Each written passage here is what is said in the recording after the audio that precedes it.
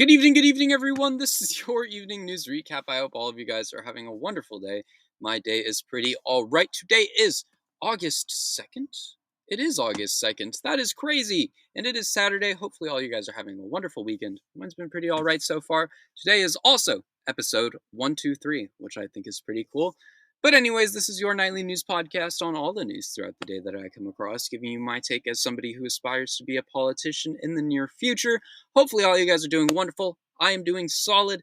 It's been an interesting day in the news world overall. We got a lot of ICE news. We got Trump news from the administration. But those are the only segments we have today. Unfortunately, there's not a lot to cover from anywhere else for the most part. With that being said, hopefully all you guys are doing well. I know I said that a million times, but I say that a million times every time. So, I care about you guys. Hopefully you guys are doing well. With that being said, let's get into the news recap. It's always the tab. It's always the tab, gang. Always the tab. Every time. I gotta get a new computer. It's gotta happen. It really does. I think it's gonna happen any second. This is bad. I know the heat doesn't help it either. But it's bad that it takes this long to load my Google Doc with 3 pages. It's been at least 20 seconds. Hey, there we are! There we are. Round of applause for my computer, making it through. Anyways, moving on into the Trump administration segment. As we do, the first topic we have is Trump is pressuring state voter officials ahead of the midterms.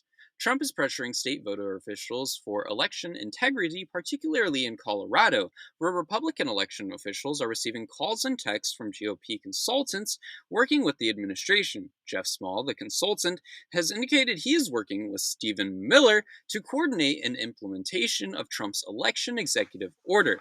Small's request would allow third-party access to look at election equipment, but this has been flat out denied.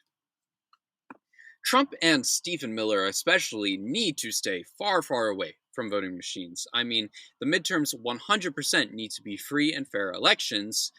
Don't forget, the Dems only need 3 seats to win. I mean, I don't care who you are. I don't care where you came from. I don't care where you go. Just vote blue in this election so we don't fuck ourselves for the rest of our future. We can worry about the struggles of the Democratic Party after the Trump administration. For now, we need to vote against the bigger evil, which is that Trump administration. They are a genuine problem in this country. They are cutting Medicaid. They are cutting so many things that impact your day-to-day life. And if you don't notice that, you gotta wake up and you gotta do some research other than Fox News and Newsmax. I suggest AP. That's one of the main sources that I use for all of these articles. Of course, I use multiple. But that is one of the main sources I use, and it is a non-biased great source. So if you need a source, use AP. Of course, always you guys should be using or doing your own research. You shouldn't just be relying on my news content. Of course, I'm not gonna, bring you any fake news. It does mean nothing to bring you fake news, especially as someone who wants to be a politician. Why would I tell you fake news? That just makes me look bad. But, do your own research. It's always best to do your own. Moving into the second topic today, the Trump administration is investigating special counsel Jack Smith. Federal officials are investigating Jack Smith after claiming his investigation into the Trump administration as special counsel was illegal political activity. Smith is being investigated for violations of the Hatch Act, which prohibits certain political activities by government officials, but the Trump administration has not provided any evidence of wrongdoing or reason why they're doing this investigation. The OSC, which is doing the investigation, lacks authority to bring criminal charges or to prosecute violators of the Hatch Act, but may seek disciplinary actions like removal from the workforce. There are a few ways to violate the Hatch Act, and although Trump hasn't provided any proof or reasoning, I figured we'd go over them because, why not? This was something I learned about new today. So here's the rundown. The first one you can do to breach the Hatch Act is you can't use authority to interfere with an election. Kind of a no-brainer. The second one is you can't participate in any forms of political fundraising. Also, kind of a no-brainer. The third being you can't run as a partisan office candidate. Also kind of a no-brainer. The next one being you can't engage in partisan activities on duty. Kind of a no-brainer again. And the final one being also kind of a no-brainer. You can't use social media to violate the Hatch Act. I mean, like, it's basic rules to follow, basic to understand. I mean, it's out and clear for you. So let's see what Trump decides to pull out of his ass this time on, why Jack Smith, fucked up. We'll see. Let's see what Mr. Trump has to say, because he's always correct, right? Trump's always correct, right? Always. I can't even laugh and say that. Wow. Can't even say that with a straight face. In other news, a leaked memo shows plans that the Trump administration wants to ramp up military use on United States soil. A new report from the New Republic shares that Trump plans to use the United States military for domestic law enforcement operations, including immigration. This memo suggests it might get even worse as Trump officials look to deepen military involvement in all domestic operations. Trump officials are looking to I just reread that. I'm sorry. The memo lays out the need to persuade the Pentagon officials to like the idea of using military for immigration combat and maybe even other operations. It suggests that the Department of Homeland Security should anticipate using the military for urban encounters, and the use of LA operations may be needed for years to come around the country. This memo was authorized by Philip Hedgeseth, the younger brother of Pete Hedgeseth, who is a senior advisor to Kristi Noem. This was bound to be the case, as unfortunate as it is truly a matter of time before we see things like LA all over the country. But that doesn't mean we should just give up and stop. I know we're all tired. I know, we all want to just give up and just tune out. But that doesn't mean we should. Let's not forget, it's only been 8 months. I mean, if we're tired now, we're not going to make it anywhere. We must power through. Genuinely, we must. I mean, the French didn't give up when Germany invaded them twice. Gandhi didn't give up when he was tired or hungry. Civil rights leaders didn't simply just give up because they were tired or nobody was listening to them. No, all of them fought. They spoke out, just as we are doing today, and we must continue to do so. As shown by history, resistance is against oppression is resistance. I mean, fighting is resistance. Any way you do it, it is resistance. It doesn't matter if it's with your voice, if it's with your fists, if it's with your mind. Resistance is strength, and resistance is resilience, and we as Americans know a whole lot about resilience. I mean, I would hope we do. That would have been a good speech to end it off on, and I thought about doing that, but, I decided not to. I'm very proud of that, though, so hopefully, that rallies the troops a little bit. Anyways, moving on into our ice segment today, there is a massive hunger strike going on in Alligator Alcatraz as my Google Doc zooms all over the page.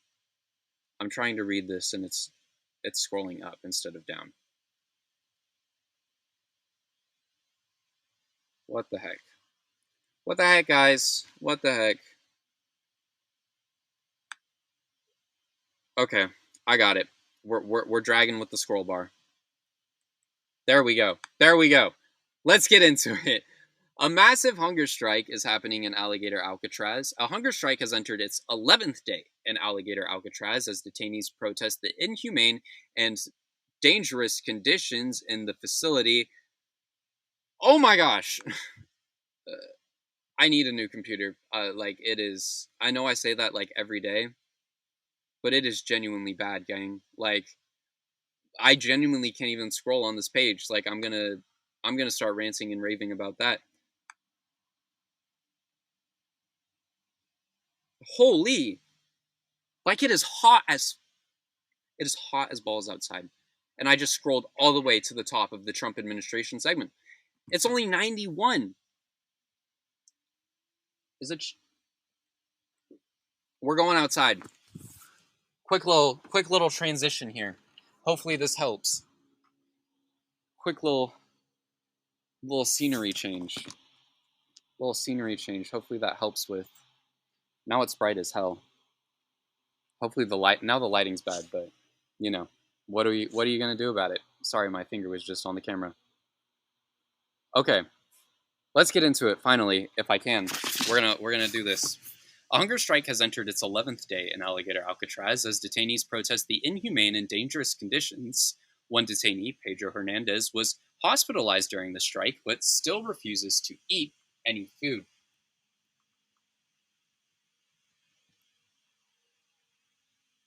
Okay, his wife is worried he'll die in custody or be deported to Cuba alone.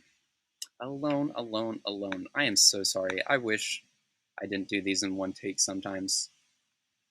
The Substack doesn't give you the opportunity to edit these videos. I really need a better recorder. I am just stuck at the bottom of my page.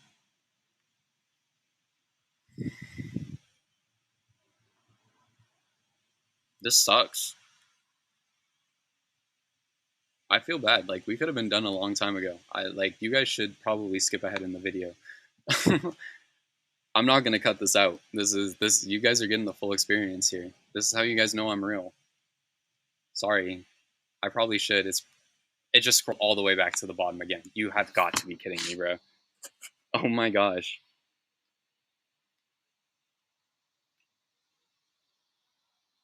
It just did it again.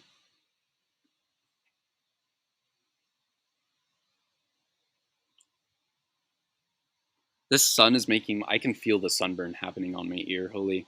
Okay. What? His wife is worried he'll be deported to Cuba alone.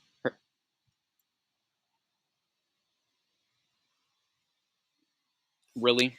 Really now? Really now? Really now? We're going back. I give up. I give up. I give up. I give up. Dude, I genuinely can't get past this point. It's glitching all over my screen. Okay. I still can't. Okay. Let's just go. Hernandez said on the phone call, "We've been hungry since Tuesday. I'm not going to eat another plate of food until they show us respect." This has prompted outrage from his wife and community members as Democratic leaders held an emergency town hall to demand the reform and accountability. One speaker said Florida had struck an unholy bargain with the Trump administration. People are not getting food, hygiene, or medical care. These conditions are substandard and cause irreparable harm. This is big, and, honestly, we must continue to speak out for the people in these facilities, just as they speak out for themselves. We are all in this together, and we must all continue to speak out for humans, because this isn't something anyone ever should have to go through. We are all people, and we must free our fellow people. Anyone in these ICE facilities should be freed because they are inhumane. They are human rights violations, and they are concentration camps. And that's, at the bare minimum of it.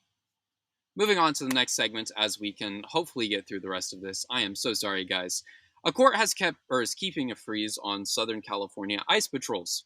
The Ninth U.S. Circuit Court of Appeals has upheld a lower court block on roving patrols across Southern California. The court panel wrote, "If defendants suggest they are not conducting stops that lack reasonable suspicion, they can hardly claim to be irreparably harmed by an injunction aimed at preventing a subset stops on not supported by reasonable suspicion."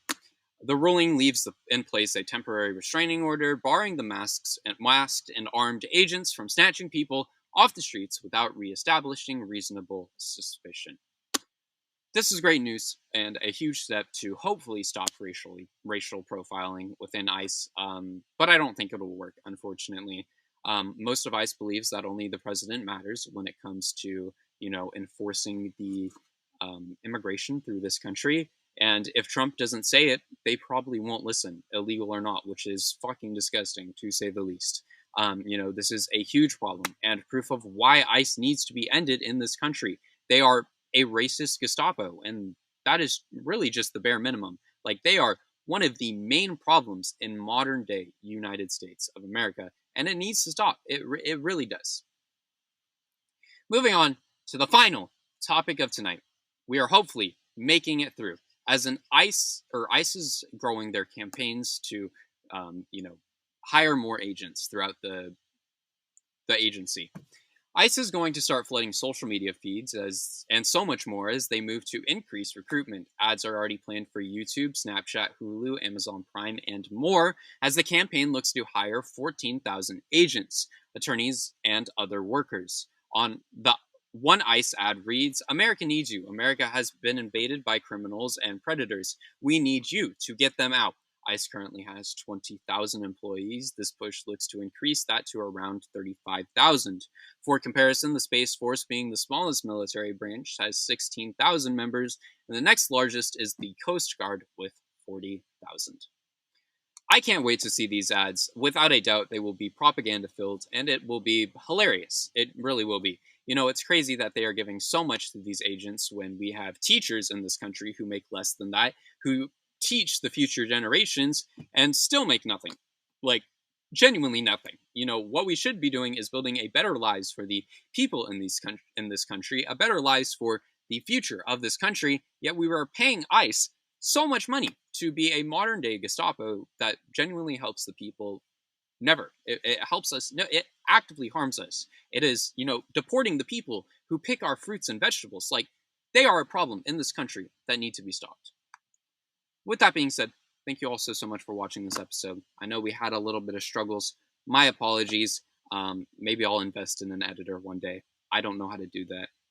And I also don't have an editing service that I am willing to pay for right now. But, that's besides the point. Hopefully all you guys enjoyed. If you're on YouTube, please consider subscribing, dropping a like, dropping a comment down below. Let me know your thoughts on all the news from today. If you are on Substack, please consider subscribing. All funds go to me. They'll help me pay for the things that I'll need to pay for, like a new computer, clothes, and food, and all those things in college. So, if you want to help the page out, yeah, help me out. I would really appreciate it. It would mean the world to me. Thank you so much. You can always subscribe for free. Any help counts. Thank you guys so much. You guys are all legends. I know I lost it in this episode. I am sorry for that. But I will see you all in tomorrow. Hopefully it's a little less hot. Later. If the episode ends. Is it going to end? It's doing the same thing it did yesterday.